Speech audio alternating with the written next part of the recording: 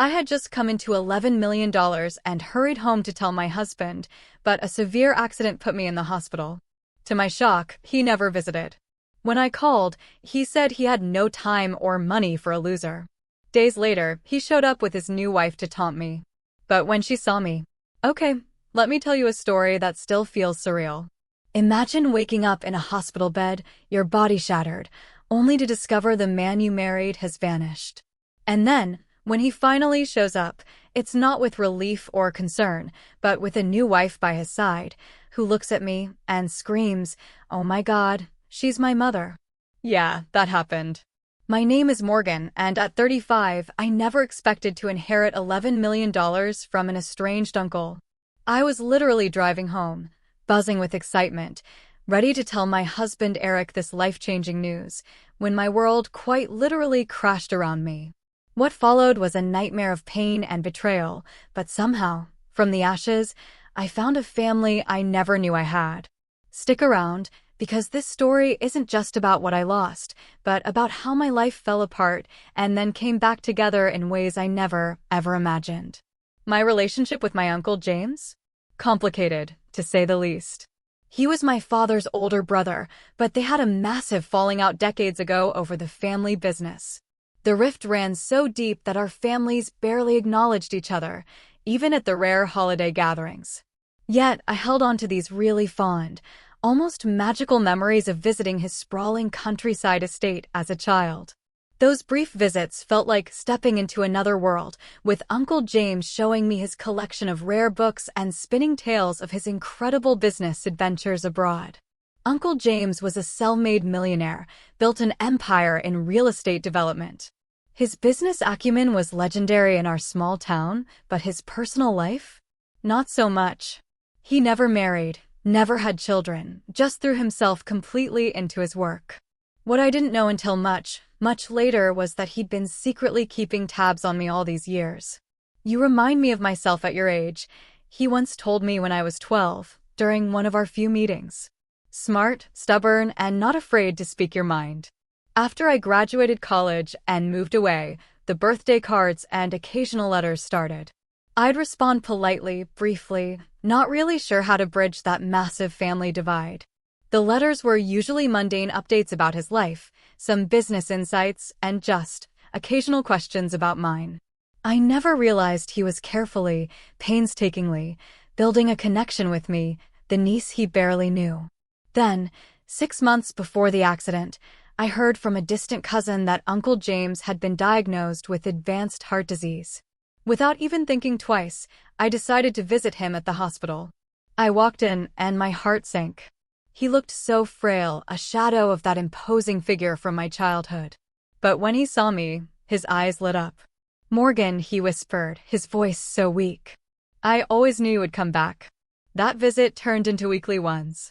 We talked about everything: philosophy, politics, family history, really making up for lost time. He never once mentioned the feud with my father, and I never asked. It was like we'd silently agreed to start fresh. "Life is too short for grudges," he told me during one of our last conversations. I learned that lesson too late. 3 months later, he passed away peacefully in his sleep. I mourned him more deeply than I ever expected to. And then there was Eric. Our love story began 7 years ago at an art exhibition downtown. I was there, writing a piece for the local lifestyle magazine where I worked. Eric was one of the featured artists. His abstract paintings were drawing a lot of attention, and honestly, he had this incredible confidence, this magnetic passion when he spoke about his work. "Art is about seeing the world differently," he told me during our interview. "Finding beauty in chaos." We started dating shortly after, and within a year, we were married in a small ceremony. We couldn't afford anything lavish, but it was perfect for us. Eric was determined to make it as an artist, and I supported his dream wholeheartedly. I took a more stable job at an advertising agency to keep us afloat financially while he pursued galleries and commissions. For the first few years, honestly, things were wonderful despite our financial struggles. We lived in a modest apartment, saved where we could, and dreamed about the future. Eric would paint late into the night, lost in his world, while I edited copy for ad campaigns. We were partners, each playing our part, or so I thought. But the last 2 years? They'd been different. Eric's artistic career remained stubbornly stagnant, and the constant rejection started to change him. He became moody, withdrawn, sometimes disappearing for hours without explanation. When questioned, he'd snap that he needed space to think or was networking with other artists. Our bank account dwindled as he invested in expensive materials for projects that never seemed to materialize. "You just don't understand the artistic process," became his standard, dismissive response to any questions about money or his whereabouts. I was at work, trying to make sense of another cryptic email from Eric when the call came. "Morgan Wallace, this is Benjamin Harrison. I'm handling the estate of James Wallace. Would you be available to come to my office today?" I agreed, expecting, I don't know, maybe a small memento, a letter. When Benjamin slid the will across his desk, I nearly fell out of my chair. Uncle James had left me everything. His entire estate, valued at a staggering $11 million, plus the family property. "He revised his will after your reconciliation," Benjamin explained, a slight smile on his face. "He was quite impressed with how you had built your life on your own terms." Attached to the will was a letter in Uncle James's own handwriting. "Dear Morgan, if you're reading this, I've moved on to whatever comes next. I've watched you grow from afar, admiring your determination and kind heart. You have the same spark I once had, but with the wisdom I lacked. This money is a tool, not a solution. Use it well, be happy, and remember that true wealth isn't measured in dollars. With love, your Uncle James." I signed the necessary paperwork in a daze. $11 million. It was an unfathomable amount. My mind raced. We could pay off our debts. Eric could pursue his art without any financial pressure. We could buy a house, travel, finally start a family. The possibilities felt endless, shimmering before my eyes. On my way out, I stopped at a jewelry store and splurged on an expensive watch for Eric, a symbol of our new beginning. I decided not to tell him over the phone. News like this deserved a proper celebration, face to face. But I couldn't help myself, so I called him anyway, just to say I was coming home early with good news. He sounded distracted, almost annoyed. "I'm kind of in the middle of something, Morgan. A new art project. Very experimental." "Eric, this is important," I insisted. "I'll be home in 30 minutes. A sigh. "Fine. Just don't expect much reaction. I'm in my creative zone." I hung up, feeling slightly deflated, but still buzzing with excitement. Once he heard the news, his mood would surely change. Little did I know that call would be one of our last normal conversations. The rain had just started as I pulled onto the highway, a light drizzle that made the road gleam under the afternoon sun. I remember turning on the radio, some upbeat song playing, as I mentally rehearsed how I would tell Eric about the inheritance. Maybe I'd make him close his eyes, place the watch in his hands, and then share the incredible news. I imagined his face lighting up, the stress of recent years melting away as he realized we were financially free. I was so consumed with these beautiful thoughts that I almost missed seeing it happen. A semi-truck, 2 lanes over, suddenly swerved. Its tires skidded on the wet pavement. Time seemed to slow to a crawl as I watched it jackknife, the massive trailer swinging toward me like some terrible, inevitable pendulum. I jerked the wheel hard to the right, but it was too late. The impact was deafening. Metal crunched against metal as my car spun violently. The airbag exploded into my face with shocking force. Through the chaos, I remember seeing the watch box fly open, the expensive timepiece sliding across the dashboard in slow motion. My last conscious thought was strangely about a roadside billboard advertising family insurance with the tagline, "Protect what matters most." Then, darkness. I awoke to the steady beep of heart monitors and that distinct antiseptic smell that only hospitals have. My entire body felt like it had been run through a meat grinder. Even breathing sent sharp pains through my chest. I tried to move and immediately regretted it, a wave of nausea washing over me. "Easy there," a gentle voice cautioned. "You need to stay still." I forced my eyes to focus on the woman in blue scrubs standing beside my bed. Her name tag read, Sarah Winters, RN. "What happened?"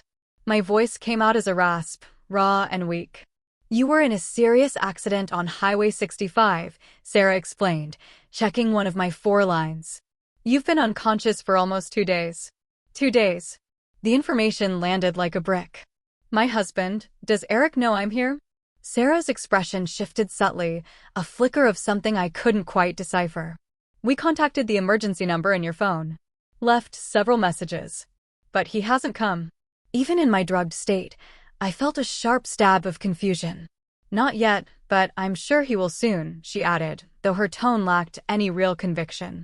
Later that day, Dr. Daniel Foster came to explain the extent of my injuries. 3 broken ribs, a severe concussion, a compound fracture in my right leg requiring surgical pins, and various lacerations and contusions. I would need weeks of hospitalization, followed by months of grueling physical therapy. You were extraordinarily lucky, he said, his voice grave. The driver of the truck that hit you did not survive. Lucky? I didn't feel lucky as I lay there, unable to move, unable to reach my husband. I tried calling Eric's phone repeatedly, but it went straight to voicemail. I sent text messages that showed as delivered, but remained stubbornly unanswered. Each passing hour without a response amplified my anxiety, twisting in my gut. Sarah became my primary nurse and, increasingly, my confidant. She would check on me even when not assigned to my room, bringing extra pudding cups or just sitting with me when her shift allowed. Still no word, she asked on the 3rd day, helping me sit up to eat. I shook my head, wincing at the movement. I don't understand. Even if his phone died, he would know something was wrong when I didn't come home. On day 4, I finally received a text from Eric. Heard about accident. Really busy with breakthrough project. Will visit when things calm down. No questions about my condition. No offer to help. Just nothing.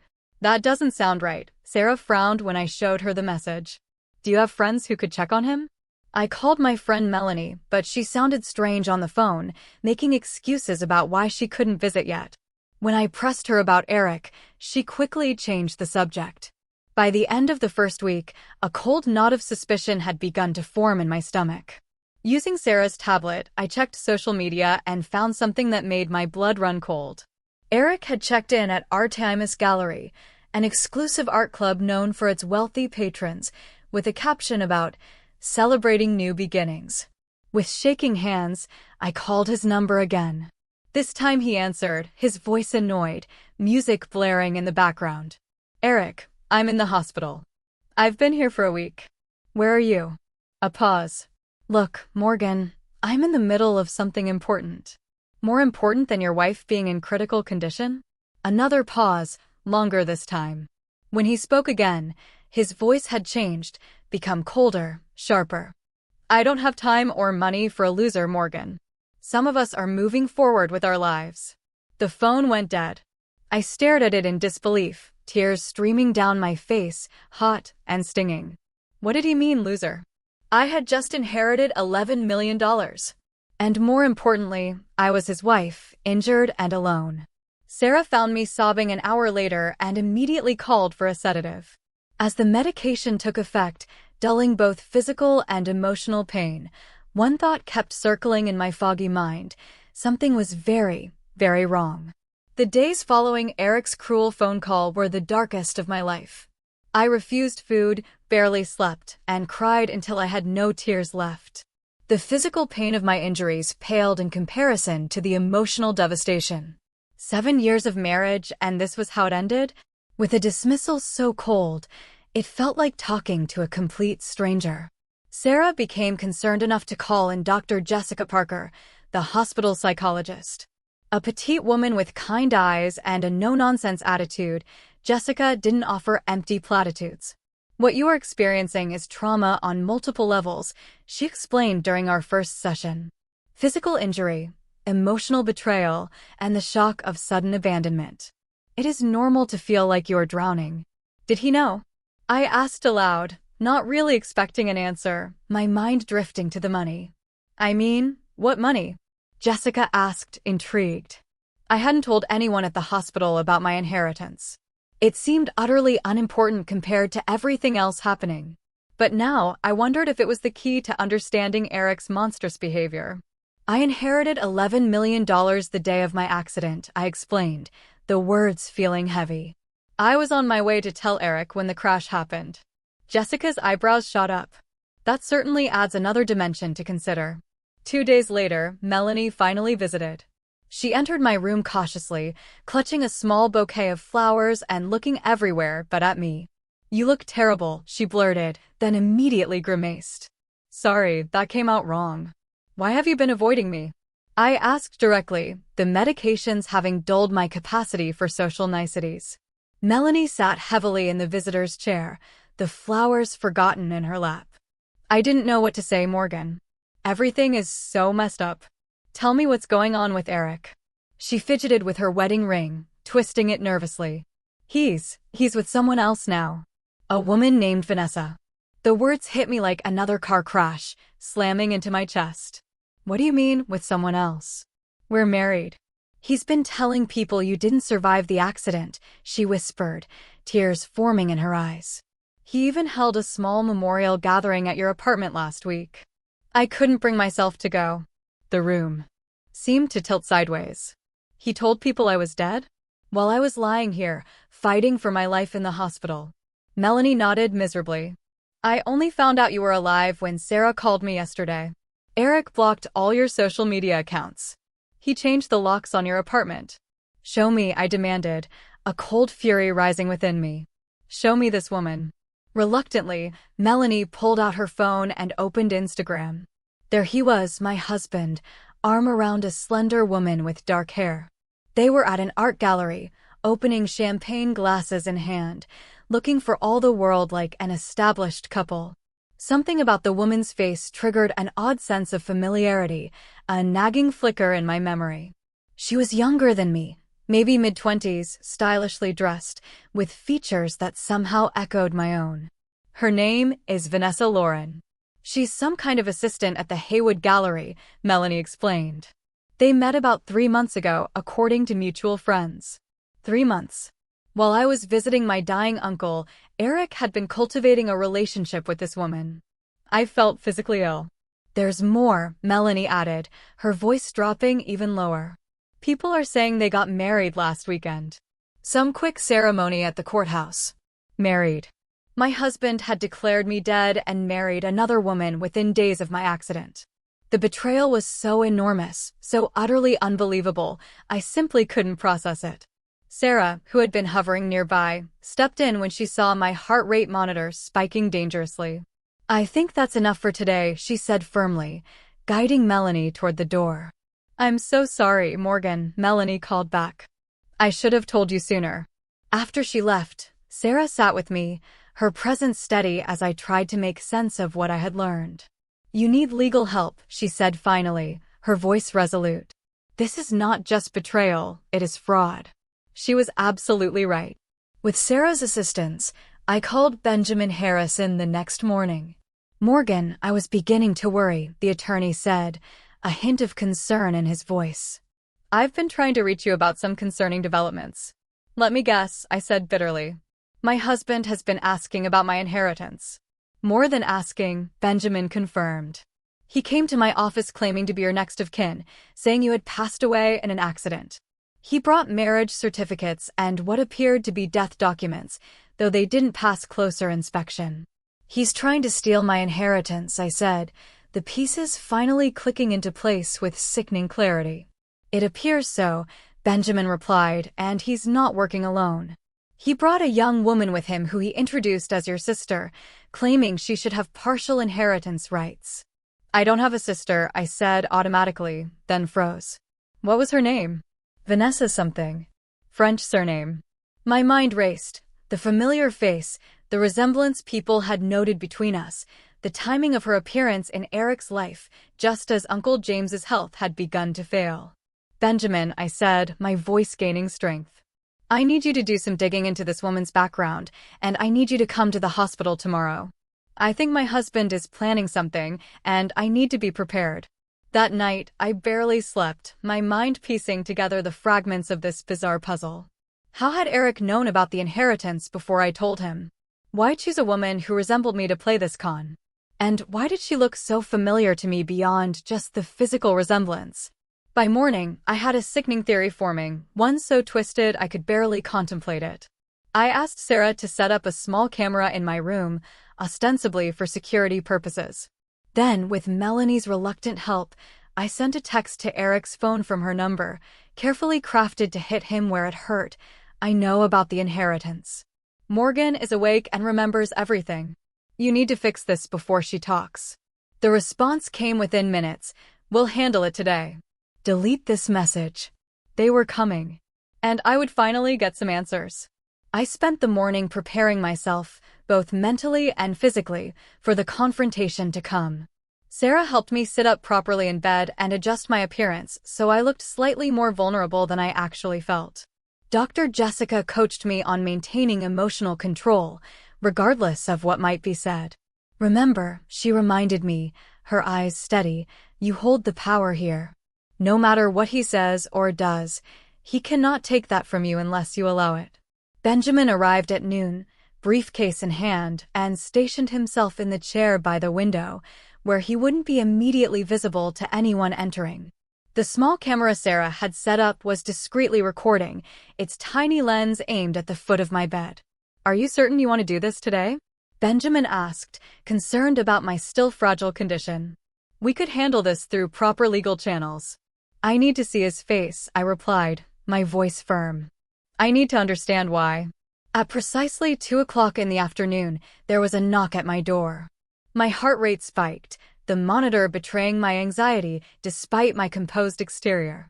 Sarah squeezed my hand once before stepping back to stand near the bathroom door.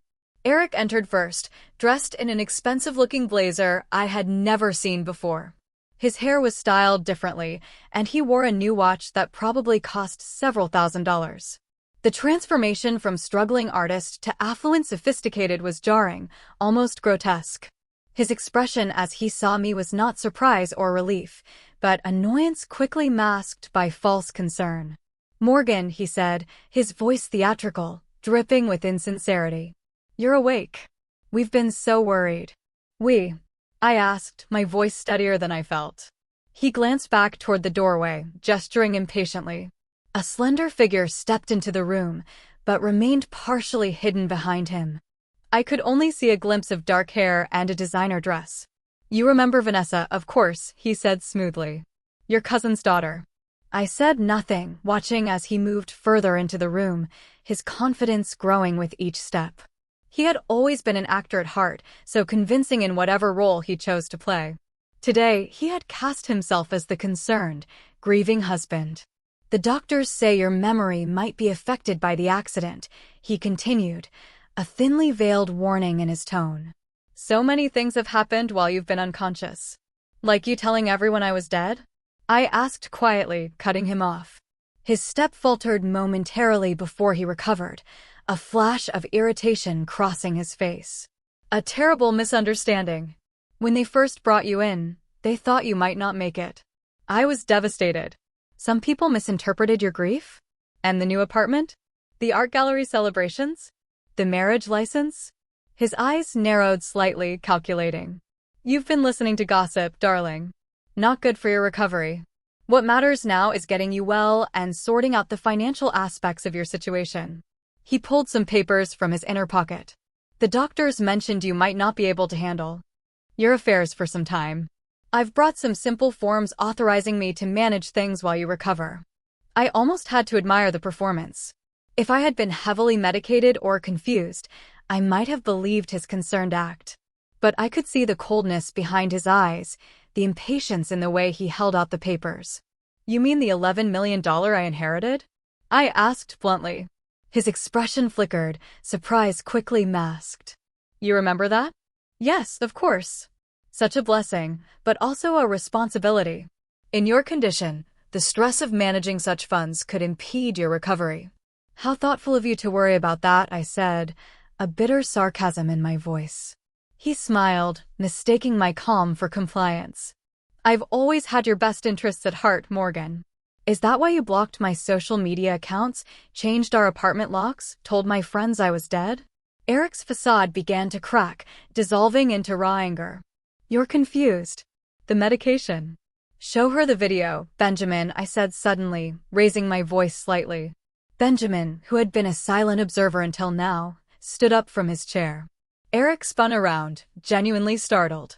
Who the hell are you? Benjamin Harrison, Mrs. Wallace's attorney, he stated calmly. And you must be the husband who has been attempting to defraud his injured wife. Benjamin set his tablet on the bed tray, playing security footage from his office, showing Eric and a young woman presenting falsified death certificates and claiming inheritance rights. That is enough. Eric snapped, moving to grab the tablet. Don't touch that. Sarah warned, stepping forward, her hand poised to press a call button. Hospital security is right outside. The woman who had remained near the doorway finally moved forward, curiosity apparently overcoming caution. As she approached the bed, I got my first clear look at her face. The resemblance was even more striking up close. Same shaped eyes, a similar nose. Even the way she carried herself reminded me of myself at a younger age. But there was something else. Something that triggered a deep, almost primal recognition. Vanessa stared at me, her expression shifting from nervous to confused to utterly shocked, her face paling dramatically as our eyes locked. Oh my God, she whispered, her voice shaking, barely audible. She is my mother. The room went completely silent, the air thick with unspoken history. Eric lunged toward her, grabbing her arm. Shut up, he hissed, his voice venomous. Stick to the plan. But Vanessa was transfixed, staring at me as if seeing a ghost. With trembling hands, she reached into her purse and pulled out a worn, faded photograph. I've been looking for you my entire life, she said, her voice breaking as she held out the photo for me to see. The image showed a teenage girl holding a newborn baby. Her face partly obscured, but unmistakably a younger version of myself.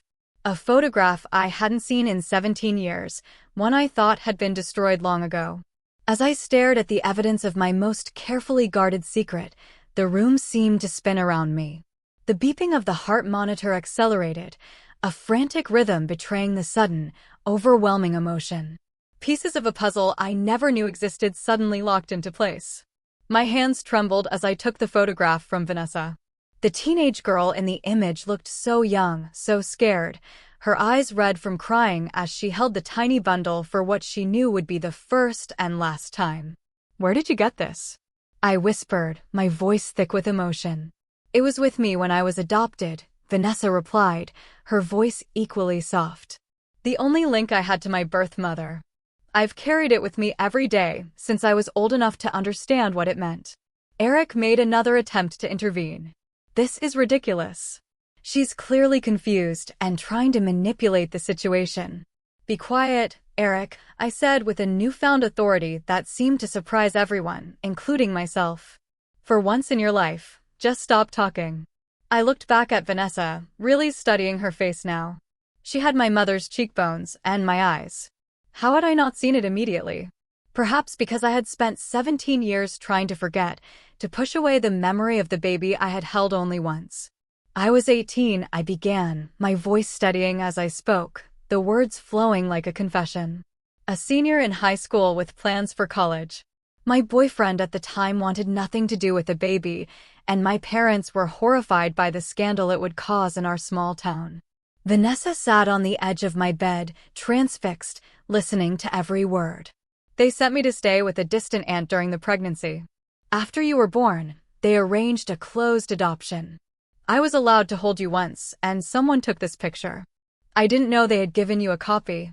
My adoptive parents told me it was the only thing that came with me, Vanessa explained, a faint smile touching her lips.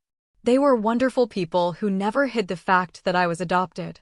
When I turned 18, they supported my decision to search for my birth mother. How did you find Eric? Benjamin asked, his lawyer's mind still focused on unraveling the intricate scheme.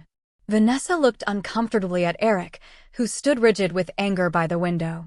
I didn't find him. He found me, she admitted. About 3 months ago. He approached me at the gallery where I work. He said he knew who my birth mother was. The pieces clicked into place with sickening clarity, a final, horrifying picture. The memory box, I said, looking at Eric, a cold certainty in my voice. "You found it when we moved last year." Eric said nothing, but his expression confirmed my suspicion. I had kept a small wooden box with a few mementos from that period of my life: the hospital bracelet, a tiny hat, and a copy of that very photograph. I thought I had hidden it well, but apparently not well enough. "He told me you had been searching for me, too," Vanessa continued, her voice tinged with dawning realization. "That you were wealthy, but estranged from your family, and wanted to reconnect, but were afraid of rejection." "And when did marriage enter the picture?" I asked, unable to keep the bitterness from my voice. Vanessa flushed with shame. "It happened gradually. He was so attentive, so interested in helping me connect with you. When he proposed 2 weeks ago, saying it would make you happy to see me settled with someone you trusted, it seemed romantic. Then I had my accident, and suddenly I was more valuable dead than alive," I concluded, the irony a cruel twist of the knife. Eric finally broke his silence. "You have no proof of anything. This is all circumstantial and emotional manipulation." Benjamin cleared his throat. "Actually, we have quite a bit of evidence, including your attempts to access Morgan's accounts, falsified death certificates, and now this recorded confession. Not to mention bigamy, as you are still legally married to Morgan." "What I don't understand," Sarah interjected, her voice thoughtful, "is why go through all this elaborate scheme? Why not just stay married to Morgan and enjoy the inheritance together?" I looked at Eric, really looked at him, seeing him clearly, perhaps for the very first time. "Because he never loved me," I said, the truth a stark, painful realization. I was convenient, a steady income, while he pursued his artistic dreams. But $11 million? That required a bigger plan. "The will has a special provision," Benjamin explained. "If Morgan had died without children, a significant portion would have gone to charity. But with a direct descendant, the entire inheritance would stay in the family. And as Vanessa's husband, Eric would have influence over those funds," I finished, the intricate deception fully revealed. Vanessa stood up, suddenly moving away from Eric, her eyes wide with hurt. "You used me. All those things you said about caring for me, about building a future together. Don't be naive." Eric snapped, his true nature now fully exposed, ugly and cold. "It was a mutually beneficial arrangement. You wanted to find your birth mother. I helped. The money was just a bonus." "By declaring me dead and marrying my daughter?" I asked incredulously. "Half the inheritance would have gone to her anyway, once the relationship was discovered," Eric argued, scrambling for some semblance of justification. "I was just expediting the process. By committing fraud," Benjamin pointed out, "and potentially murder if Morgan had died from her injuries without regaining consciousness." Eric's face hardened. "You cannot prove that." "We don't need to," I said quietly. "You have done enough damage already." I turned to Vanessa, whose world had clearly been shattered even more profoundly than mine. "I am so sorry you were dragged into this." She wiped tears from her eyes. "All my life I imagined finding my birth mother. Never like this." Eric made a sudden move toward the door. "This is absurd. I am leaving." "I wouldn't advise that," Benjamin said calmly. "Hospital security is waiting outside, and I have already filed preliminary charges. Leaving now would only add fleeing to the list." As if on cue, 2 security officers appeared in the doorway. Eric looked wildly around the room, like a cornered animal searching for escape. "Morgan," he tried one last time, his voice taking on the gentle, manipulative tone I had once loved, "we can work this out. Think about everything we've been through together." "That is exactly what I am thinking about," I replied, my voice steady, my gaze unwavering. "Officers, this is the man I mentioned." As they escorted Eric from the room, Vanessa and I were left in a strange, weighted silence. 17 years of separation hung between us like an invisible wall, now pierced by the most unbelievable circumstances. "I never stopped thinking about you," I finally said, the words catching in my throat. "Not a single day." The days following Eric's arrest were a blur of legal meetings, police statements, and incredibly emotional conversations. Benjamin worked tirelessly to untangle the web of fraud Eric had created, discovering that he had attempted to access my bank accounts multiple times using forged documents. He was quite thorough, Benjamin explained during one of our meetings in my hospital room. He had created a paper trail suggesting you had discussed the inheritance with him, even going so far as to forge emails between the two of you. How much trouble is he in? I asked, not out of concern for Eric, but needing to understand the true extent of his crimes. Fraud, forgery, attempted grand theft, bigamy, and potentially conspiracy charges. If we can prove he deliberately left you without medical assistance after the accident, he's looking at significant prison time. The betrayal still felt surreal, like I was watching someone else's life unravel. 7 years of marriage, and I had never truly known the man I shared my bed with. What about the marriage to Vanessa? I asked. Already filing for annulment, Benjamin replied. Since your marriage to Eric was never legally dissolved, his marriage to Vanessa is invalid. Plus, the evidence of manipulation and fraudulent intent makes it a straightforward case. Vanessa had been visiting daily since the confrontation. Our initial meetings were awkward, filled with long silences and hesitant questions. How do you begin a relationship with the daughter you gave up 17 years ago, especially under such bizarre circumstances? Tell me about your parents, I asked during one of her visits, desperate to connect. Your adoptive parents, I mean. Vanessa's face softened, a genuine warmth spreading across it. They are wonderful. Dad is a high school science teacher. Mom works as a librarian. They always made sure I knew I was loved and wanted. I'm so glad, I said sincerely, tears welling up. That was all I ever hoped for you. They want to meet you when you're ready, she added cautiously. They never spoke badly of you. They always told me you were very young and wanted me to have opportunities you couldn't provide. Tears filled my eyes, spilling over. They sound like extraordinary people. Why did you never try to find me? She asked, the question that had clearly been weighing on her. I took a deep breath. Partly shame. Partly because I thought a clean break would be better for you. And partly because I was afraid. Afraid of what? She pressed gently. That you would hate me for giving you up. That you would ask questions I didn't have good answers for. That seeing you happy with another family would break my heart all over again. Vanessa reached out tentatively and took my hand. I could never hate you. I have questions, yes, but I understand you were just a teenager faced with an impossible situation. Her forgiveness, so freely given, broke something open inside me. For the first time since the accident, I wept without restraint, releasing 17 years of guilt and regret. Sarah, who had been checking my vitals, quietly left the room to give us privacy.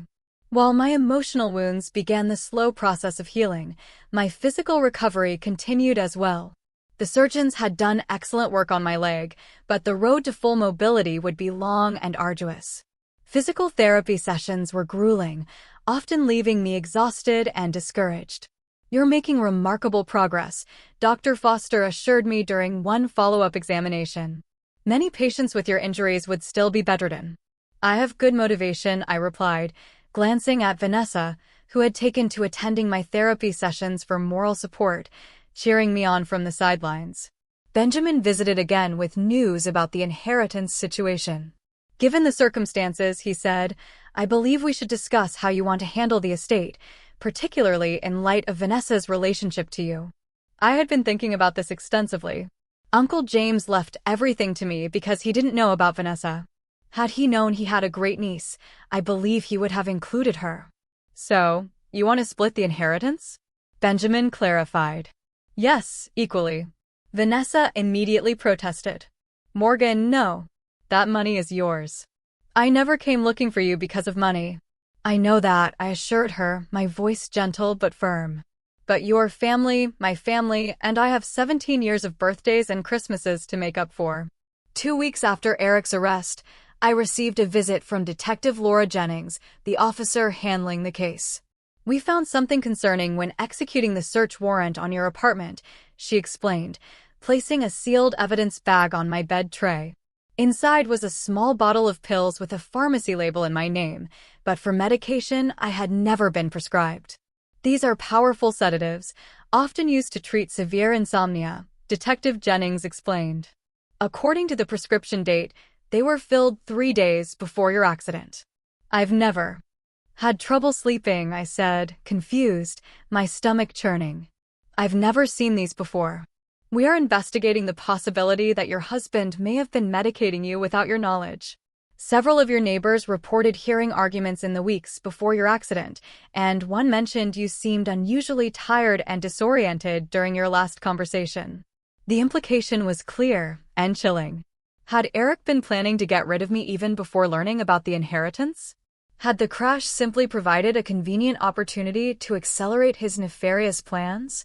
We may never know the full extent of what he intended, Detective Jennings admitted, her face grim.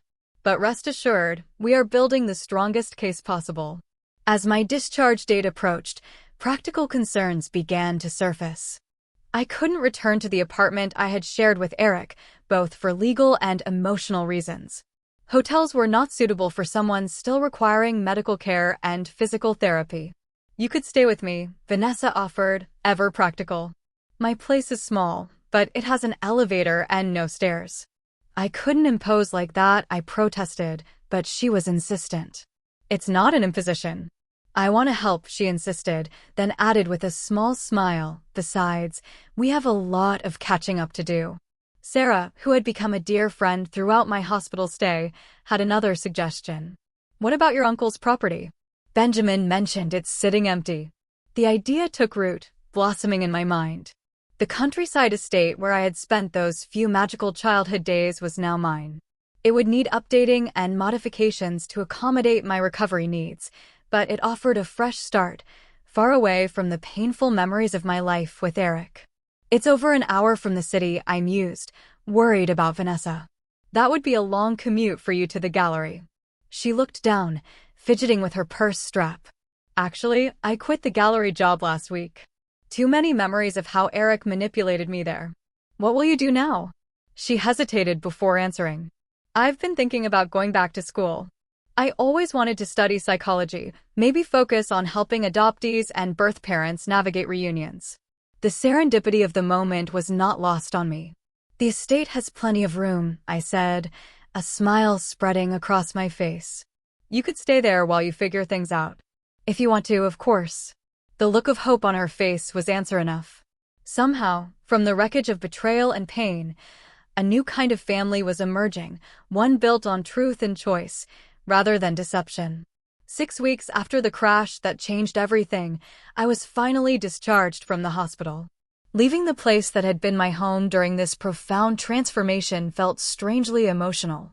I hugged Sarah tightly, promising to keep in touch and update her on my progress. You are one of the strongest people I have ever met, she told me, her eyes kind. Remember that on the hard days. The drive to Uncle James's estate, now my estate, was quiet. Vanessa concentrated on navigating the winding country roads, while I watched the city gradually give way to rolling hills and open fields. A light snow had fallen the night before, dusting the landscape in a pristine white that seemed fitting for our fresh start. The house itself was grander than I remembered, a sprawling Victorian with a wraparound porch and large windows that seemed to gaze out over the countryside. Benjamin had arranged for modifications to accommodate my mobility issues, ramps alongside the front steps, a temporary bedroom set up on the first floor, grab bars in the bathrooms. What do you think? I asked Vanessa as we pulled into the circular driveway. It's beautiful, she replied, her eyes wide, like something from a storybook. Those first few weeks of cohabitation were an adjustment for both of us. We were mother and daughter biologically, but strangers in nearly every other way. We circled each other cautiously, learning each other's habits and preferences, gradually finding our rhythm in this new, shared life. I discovered that Vanessa was a morning person who sang in the shower. She learned that I couldn't function without coffee and preferred silence until my second cup. Small, intimate revelations that gradually built a bridge between us. My physical recovery continued with home visits from a physical therapist 3 times weekly. The pain was constant but evolving, sharp stabs giving way to dull aches as my body slowly healed. I graduated from a wheelchair to a walker, then to crutches, each transition a small victory celebrated with cupcakes that Vanessa would bring home from the local bakery. The emotional healing was far more complicated. Dr. Jessica continued our therapy sessions via video calls, helping me process not only Eric's betrayal, but also the sudden, shocking reappearance of the daughter I had given up so long ago. Relationships built under extreme circumstances can be intense, but fragile, she cautioned. Give yourself and Vanessa time to develop a sustainable connection.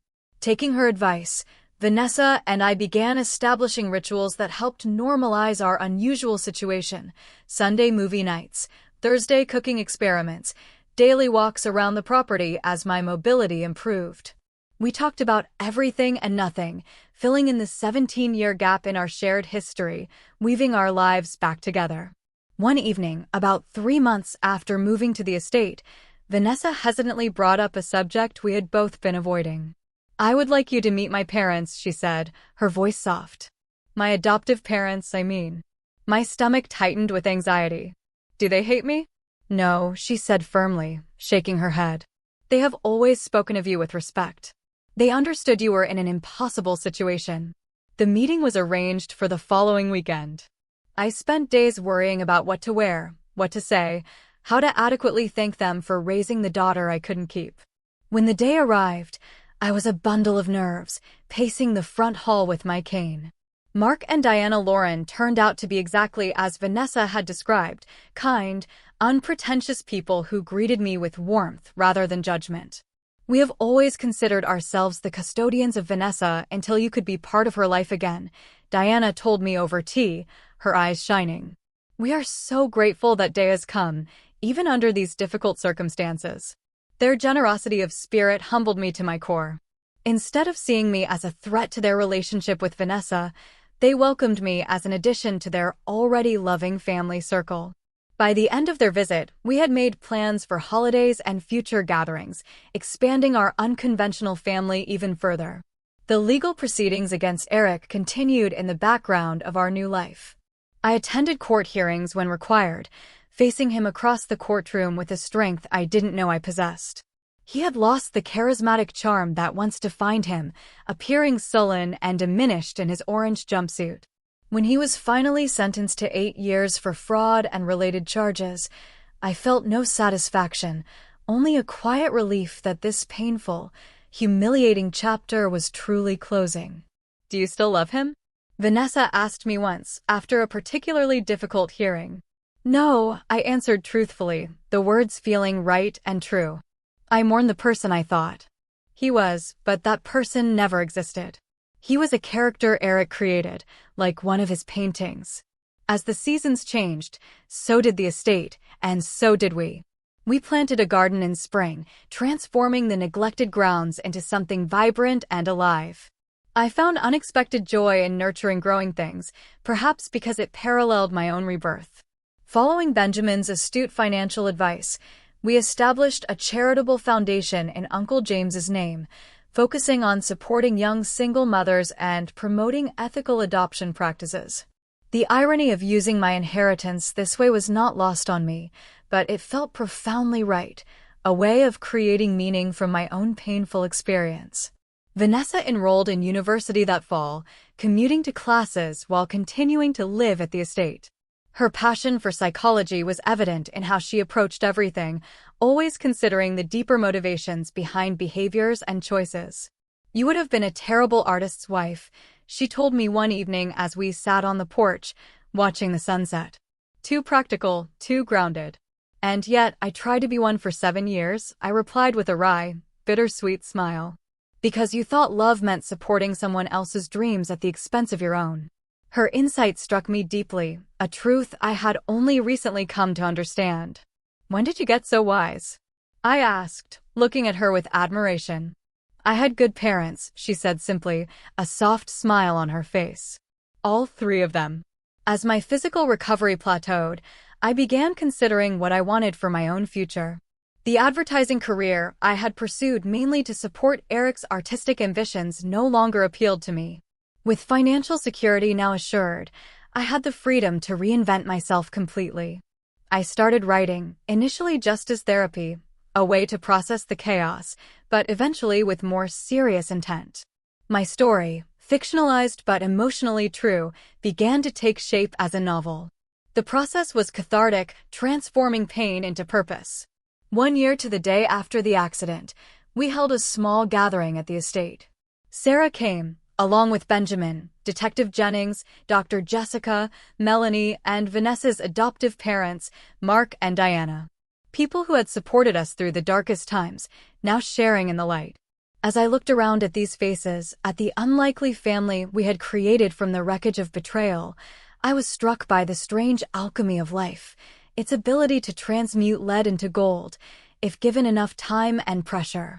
"I want to propose a toast," I said, raising my glass, my voice filled with emotion, to unexpected journeys and the people who help us navigate them. Later, as Vanessa and I sat alone on the porch steps after everyone had gone, she asked the question that had been on both our minds. "Do you ever regret it?" Not the adoption, but everything that happened after the accident, discovering Eric's betrayal, all the pain. I considered carefully before answering. Regret implies I would choose a different path if given the chance. And I wouldn't. Not if it meant not finding you again. Money, I realized, can reveal people's true characters, stripping away pretense and exposing what lies beneath. Eric's betrayal taught me that painful lesson. But it also brought me back to you, my daughter. It gave me a second chance at a relationship I thought was lost forever. Sometimes the worst moments of our lives create openings for the best to enter. The crash that broke my body led to healing my heart. The husband who betrayed me inadvertently reunited me with the daughter I had grieved for 17 years. The inheritance that made me a target also gave me the freedom to rebuild my life on my terms. As the stars appeared above us, twinkling in the vast night sky, I realized that true wealth had nothing to do with the millions in my bank account and everything to do with the authentic connections I had formed in the aftermath of disaster. I had lost a husband but gained a daughter. Lost illusions but gained clarity. Lost my old life but gained one infinitely more real and satisfying. "What are you thinking about?" Vanessa asked, noticing my silence. "That sometimes," I said, a soft smile playing on my lips, "you have to survive a crash to find your way home." Have you ever experienced a betrayal that ultimately led to something positive in your life, even if it took a while to see it? I would absolutely love to hear your stories in the comments below. And if this journey resonated with you, please hit that like button and subscribe to hear more stories of resilience and unexpected second chances. Share this with someone who might need a reminder that even our darkest moments can lead to dawn. Thank you for listening to my story, and remember that sometimes our greatest strength emerges from our most vulnerable moments.